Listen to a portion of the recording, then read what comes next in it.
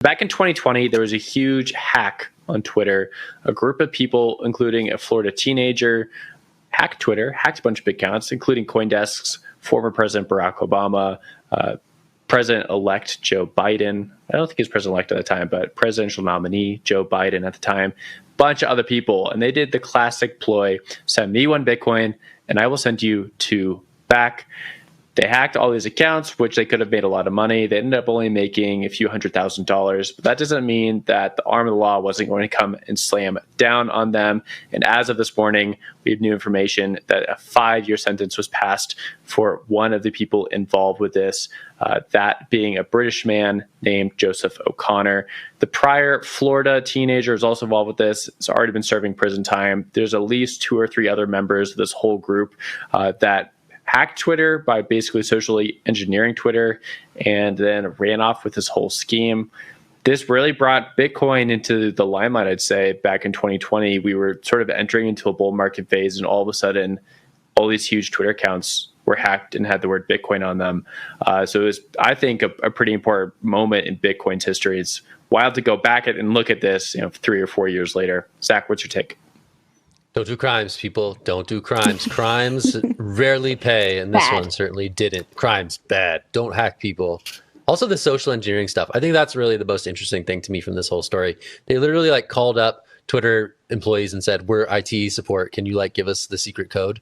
And it worked. There's all these sort of social engineering attack vectors that are very relevant to the Web 2 hacking conversation, but absolutely hyper relevant to the Web 3 and crypto hacking conversation as well. We talk about the Lazarus group, right? The North Korean hackers who go so far as to get hired into organizations or pose as, job seekers to take interviews to get sensitive information. So all these sort of social engineering hacks, you got to watch out for those. There's a lot of scary things. I remember doing a panel at ETH Denver this year where it was only the paranoid survive. And it was all these Web3 auditing firms and OPSEC people who were talking about sort of the social engineering attack surface area is always quite high, and is something that I think is often under discussed and underappreciated relative to some of the more technical ways that people can hack into and steal funds. So anyway, that one always stands out to me because at the time it was how did they do this?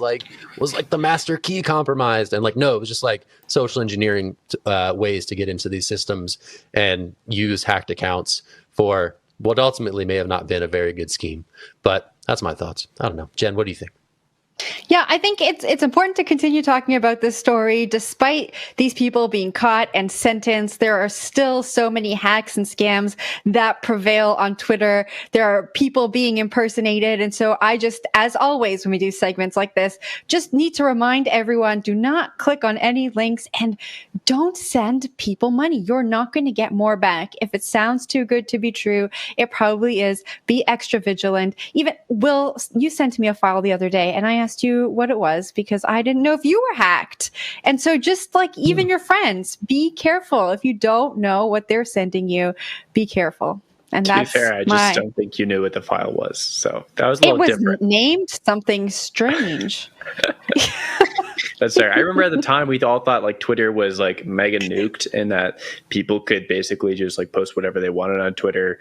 In terms of the people who had hacked this, there was concerns about maybe this could escalate and be a national security issue, right? The fact that they had compromised government official accounts made people think that this could turn into something much more ugly than it ended up being.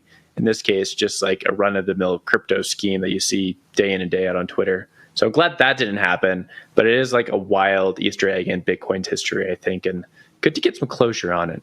Yeah. Zach. It's a nice deep cut in Bitcoin's history. I kind of want the other top 5 deep cuts from Will Foxley and other sort of foundational moments in Bitcoin history that may be overlooked, because I wouldn't put this up there in the echelon. But now that I think about it, yeah, it was kind of a big moment where all of a sudden, again, in the long history of Bitcoin being associated with nefarious deeds, it was certainly one of those kind of more trivial ones, maybe. But one day for another history corner. One day. Anyway, crime don't pay. That's really all we got to say about this one, I think. Jen, you got any other last words, last insights? No, I will just remind you that if we ever had a crime ring, I'm going to be the first to tell all the information. So don't include me. I don't want to be involved in crime. Snitches get Don't include me. I'm Snitches snitching. get snitches Just get don't stitches. include me. Jen. I don't want to be a part of it. I don't want to be a part fine. of it. Yeah. Hash crime crew. You're not invited. Will, let's talk.